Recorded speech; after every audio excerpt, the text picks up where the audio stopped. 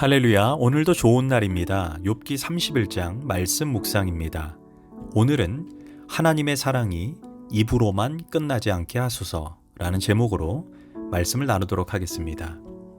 마태복음 22장에서 예수님께서 내 마음을 다하고 목숨을 다하고 뜻을 다해 주 너의 하나님을 사랑하라 하셨으니 이것이 크고 첫째 되는 계명이요 둘째도 그와 같으니 내 이웃을 내 자신과 같이 사랑하라. 이는 온 율법과 선지자의 강령이라고 했습니다.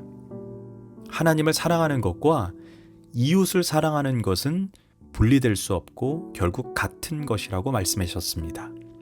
즉 우리가 하나님을 사랑한다는 것은 추상적이고 관념적인 것이 아니라 반드시 형제자매를 사랑하는 구체적인 모습으로 표현되어야 한다는 것입니다.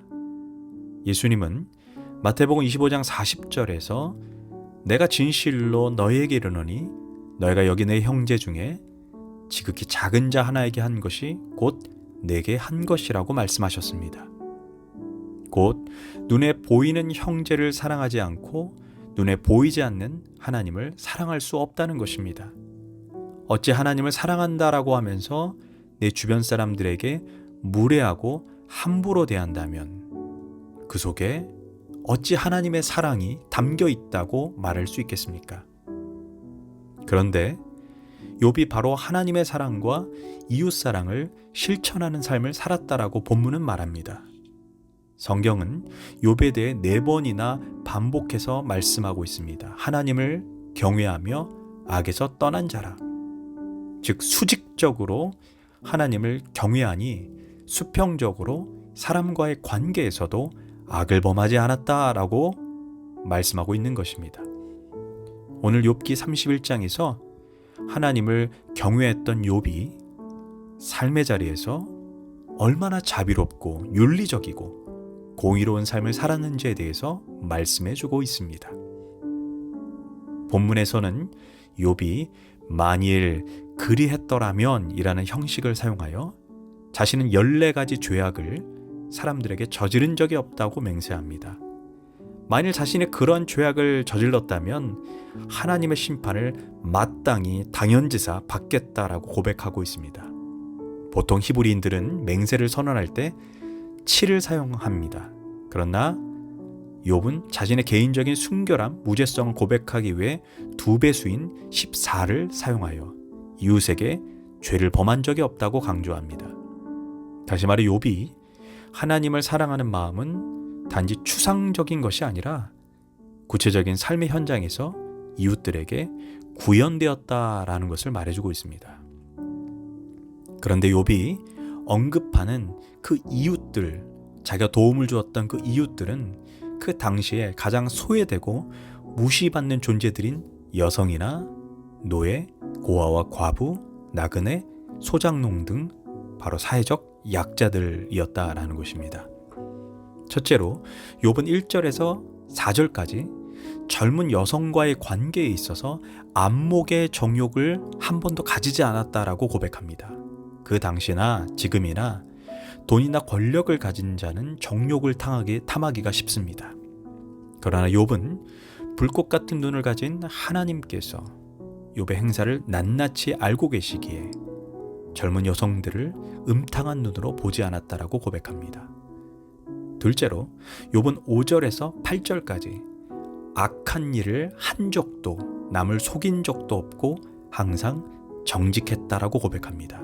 셋째로 욥은 9절에서 10절까지 남의 아내를 탐낸 적이 없다고 고백합니다. 10계명 중에 제7계명이 간음에 대한 계명인데 자신은 간음을 저지른 적도 없고 만약 자신이 마음으로도 이웃의 아내를 탐낸 적이 있다면 자기의 아내가 다른 남자의 노예가 되어도 할 말이 없다라고 고백합니다. 넷째로 욥은 13절에서 15절까지 부자나 가난한 사람, 권력자나 노예에게 그는 항시 평등하게 대했다라고 고백합니다.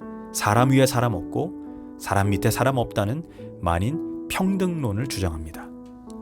인간 평등은 창조론에 기반을 두고 있기에 주인이나 종 모두 동일한 하나님의 형상이라는 것입니다. 그래서 종을 무시하고 학대하는 것은 그를 창조하신 하나님을 무시하고 조롱하는 것과 동일하다라고 욥은 고백합니다.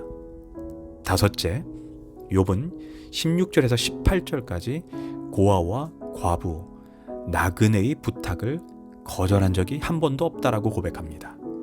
여섯째, 욥은 19절에서 20절에서 추위에 떠는 가난한 자들에게 양털 이불과 따뜻한 음식을 제공해 주었다라고 고백합니다. 일곱째로 욥은 21절에서 재판에서 유전무죄, 무전유죄가 아니라 특별히 고아와 과부가 억울한 일을 당하지 않게 도와주었다라고 고백합니다. 여덟째로 욥은 24절에서 25절까지 물질주의, 황금만능주의에 빠져 자기의 재산을 자랑한 적이 없다라고 고백합니다. 아홉째로 욥은 26절에서 27절까지 일월 성신을 섬기는 우상숭배를 한 적이 결코 없다라고 말합니다. 열째로 욥은 29절에서 30절에서 원수에게 복수하려고 하거나 또한 원수가 고통받을 때 하하하 기뻐하지 않았다라고 말합니다. 예수께서 내 원수를 사랑하라고 가르치셨는데 욥도 원수까지 사랑을 실천했다는 것입니다. 11번째, 욥은 31절에서 32절까지 나그네를 영접하고 기꺼이 그들에게 자기의 집과 따뜻한 음식을 제공해 주었다라고 말합니다. 12번째, 욥은 33절에서 34절까지 자기는 죄를 감추려고 한 적이 한 번도 없다라고 고백합니다. 이유는 자신은 윤리적으로 도덕적으로 결백하기에 자신의 죄가 폭로되는 것이 두렵지 않다는 것입니다. 13번째, 욥은 38절에서 가난한 농부들의 땅과 수고를 부당하게 빼앗은 적이 없다라고 말합니다.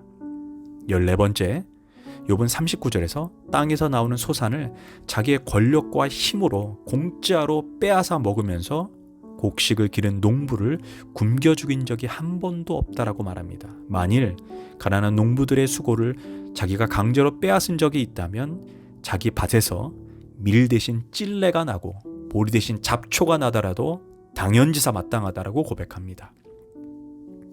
이처럼 욥은 자기의 결백성에 대해 조목조목 변호를 한 뒤에 욥은 자기 양심의 이름으로 서명을 합니다. 이는 자신의 고백이 마치 윤동주의 서시의 고백처럼 죽는 날까지 하늘을 우러러 한 점 부끄러움이 없기를 잎새에 이는 바람에도 나는 괴로웠다라는 그 고백을 연상하게 합니다.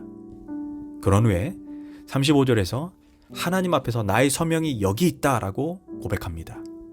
이처럼 욥의 경건, 욥이 하나님을 사랑하는 마음은 단지 추상적이고 개인적인 차원이 아니라 이웃과의 관계에서 구체적으로 실현되었다는 것입니다.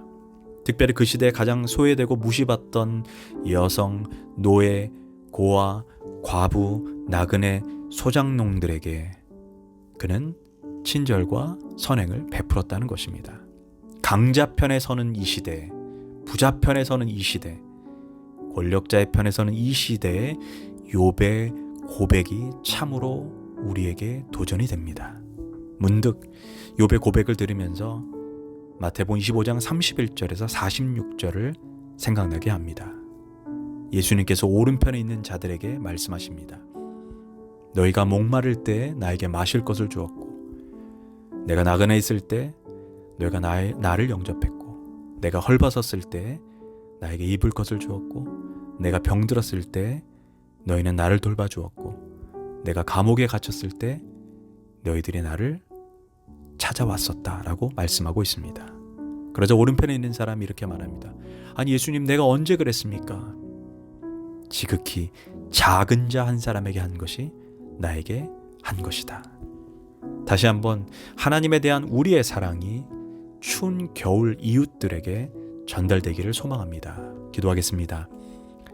하나님을 향한 우리의 사랑이 입으로만 사랑한다라고 고백하는 것이 아닌 진정으로 그 사랑이 구체적인 삶의 현장에서 표현되게 하소서. 예수님의 이름으로 기도합니다. 아멘.